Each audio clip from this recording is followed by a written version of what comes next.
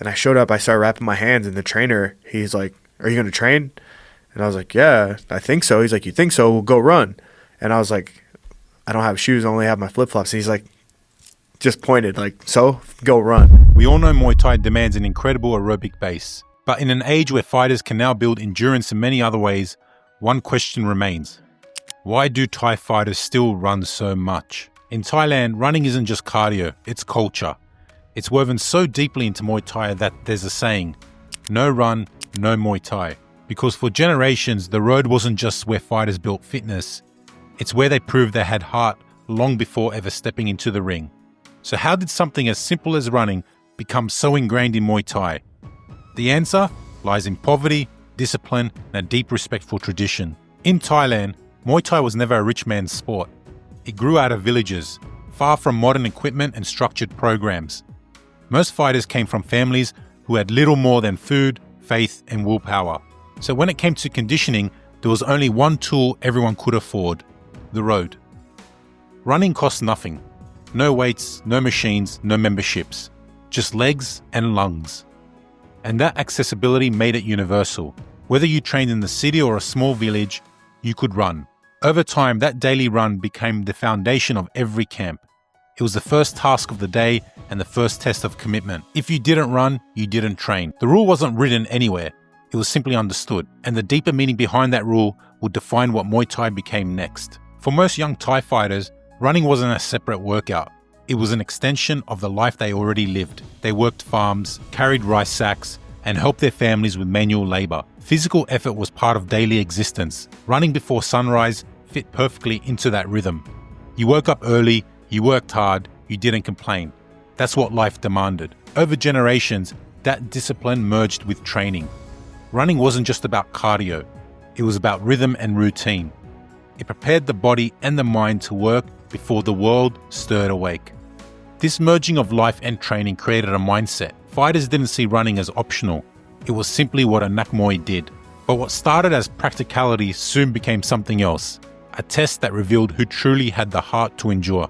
When new fighters arrive at a gym, they're not tested with punches or kicks. They're tested on how far they'll run, how early they show up, how consistent they are when no one is watching. Running is the first measure of heart. Heart, number one first. Heart, big heart first. Anyone can look sharp hitting pads for a few rounds, but few can get up every morning at 5 a.m. and face the same lonely road day after day. That's why the saying no run, no Muay Thai isn't about cardio.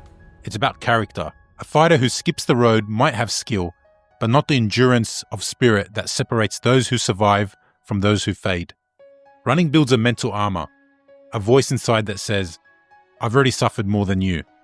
And once a fighter's heart is tested, the next layer of tradition takes hold, a culture of repetition that values work over theory. In the West, coaches build programs with interval charts, heart rate zones, and recovery ratios. In Thailand, the philosophy is simpler.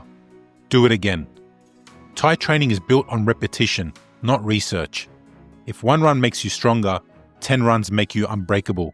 It's a culture shaped by experience, not textbooks. Trainers saw what worked through decades of fighters and copied it. Long runs built stamina, stamina built wins, so they kept running.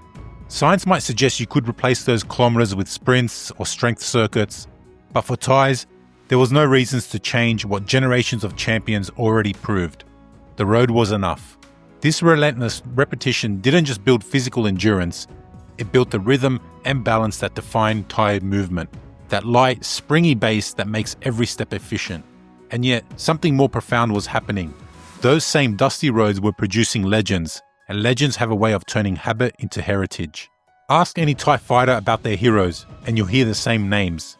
Samat, Diesel Noi, Somrak, Sagat, all of them ran. Their victories reinforced the idea that running wasn't just part of training. It was a ritual connected to greatness. Kids growing up in small villages didn't just copy their punches, they copied their morning runs. Over time, those stories became scripture. If Samat ran before dawn, then so must you.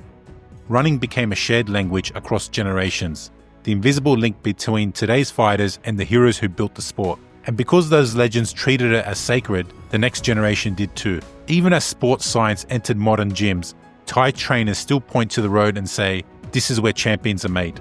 But to understand why that saying endures even now, we have to look at what running means in Thai culture itself. The martial art that became Muay Thai evolved over centuries. It grew from the battlefield and village fighting systems and transformed into the national sport of Thailand. In those eras, equipment was minimal. Training was often outdoors, barefoot, in nature. Roads and fields were the training grounds. Running, whether to fetch water, go long distances, was already part of daily life. So when training became formalized for fighters, running was just a natural extension. In Thai culture, respect is shown through effort. You don't prove devotion by words, you prove it by work. Running is the purest form of that respect. It's the least glamorous part of training. No audience, no applause, just pain. And that's exactly why it matters. The road is where fighters show loyalty to the art. It's where they train not for attention, but for mastery. That's why even foreign fighters who train in Thailand quickly learn that skipping a run isn't just lazy, it's disrespectful. It signals that you want shortcuts. Running became the backbone of Muay Thai not just because it builds endurance, but because it represents everything the sport stands for: accessibility, discipline, repetition, respect, and heart. Even today, when modern training methods could replace it, Thai fighters still wake up before sunrise and hit the road. It began as the poor man's gym, grew into the fighter's daily test, and evolved into a sacred tradition kept alive by the legends who refused to break it.